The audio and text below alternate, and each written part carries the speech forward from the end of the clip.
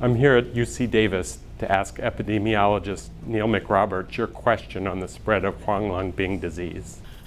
Hey, Dan. Hi, Neil. Welcome. Thank you. How's things? I'm Neil McRoberts. I'm a member of faculty here at the Plant Pathology Department at UC Davis. And as Dan said, I'm a plant disease epidemiologist. So my job is to study and understand the dynamics of plant diseases. So HLB is a big part of what I'm working on at the moment. How is HLB spreading, and why does it appear to be spreading so rapidly? So the important thing to understand about HLB, the disease Huang Bing or citrus greening, is that it's the result of interactions between three organisms. If we leave out the people, but we're going to leave out the people mainly for today. So first thing is there's an insect, the Asian citrus psyllid, ACP, that spreads the pathogen that causes the disease around. So we've got an insect, which I'm really bad at drawing. It kind of sits like that on the leaf. When it's feeding, it's with its nose down. So this is the Asian citrus psyllid.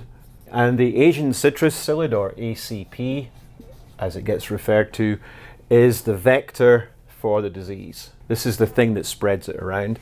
And then of course we've got our citrus trees that we're interested in growing, and this thing only matters because we want to grow citrus because it's delicious and healthy and good for us, so we have our citrus trees. The disease that kills the citrus trees is caused by a microscopic bacterium. So I'm going to draw it like we could see it, but we can't see it.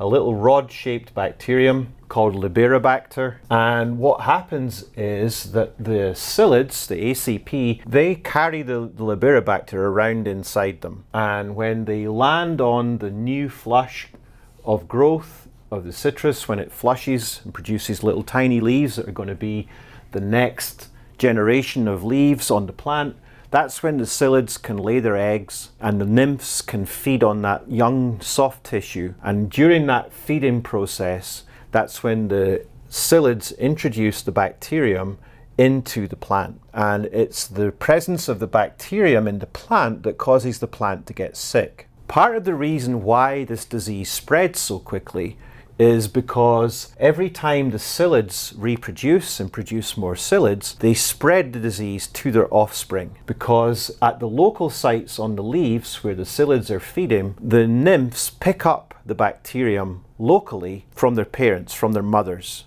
So if a mother is heavily infected, when she feeds locally on a leaf around that feeding site, the nymphs that feed there, they pick up the bacterium. And psyllids breed really quickly. They're tiny little insects and they breed really fast when it's warm. And so the generation time to get from one infected generation to the next generation is really short, about 3 to 4 weeks in California in the summertime. And a female psyllid, over the course of her lifetime, she lives for about a month under California conditions, she'll lay anything up to 600 eggs in her lifetime.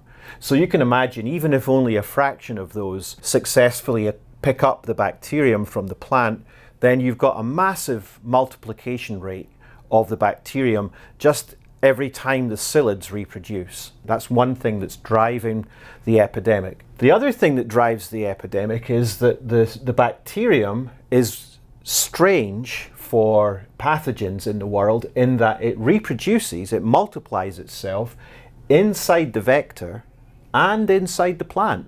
So this is a little bacterium that has learned the trick of using both the insect and the plant as a way of multiplying itself. So we've got multiplication going on when the psyllids multiply, and we've got multiplication of the bacterium going on inside each psyllid once it becomes infected. And those two processes are what drives the rapid spread of the disease through the environment. So lots of local feeding, just 1 or 2 isolated spots on each tree where the psyllids are feeding, the bacteria are multiplying, they're multiplying in the insects fly away and they go to another tree. If enough of those infection events happen on a tree, eventually the tree becomes unable to defend itself and the bacteria will break through the resistance barriers and they'll colonize the whole tree. And that can happen long before you see any symptoms in the tree. The tree can look as if it's perfectly healthy, but actually be infected by the bacteria. And then once the bacteria are systemically spread all the way through the tree. So they start in the leaves and they work their way down and they infect the roots. And the roots get damaged pretty badly, pretty quickly. But still the tree, if it's well watered and well fed, might not show any really obvious symptoms above ground. And then once they've spent some time in the roots, the bacteria are able to systemically infect all the way through the tree. And now, when more psyllids come to feed, as well as bringing their own doses of the bacterium with them, now they can also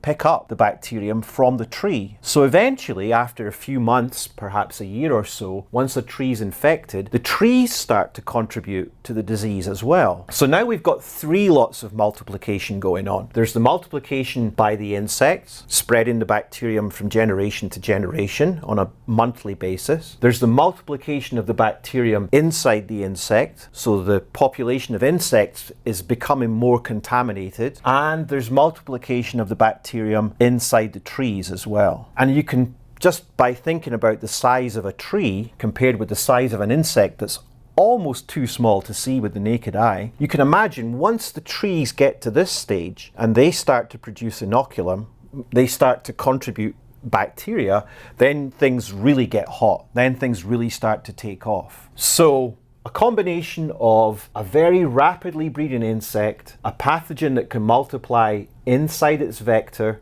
and inside its host plant, and the fact that the trees can be badly infected before they show any signs of infection. All of those things together lead to a disease that spreads very quickly through an environment. And because the trees can be invisibly infected, if you like, it's hard to find them, the infected ones, and get them out of the environment. So it's hard to get this bit of the inoculum out of the environment. And the program in California is doing its best, and so far, 7 to 8 years after the disease was first detected in California, the program has successfully kept the disease confined to the urban environment in Southern California. We still don't have any infected trees that we know about in commercial citrus.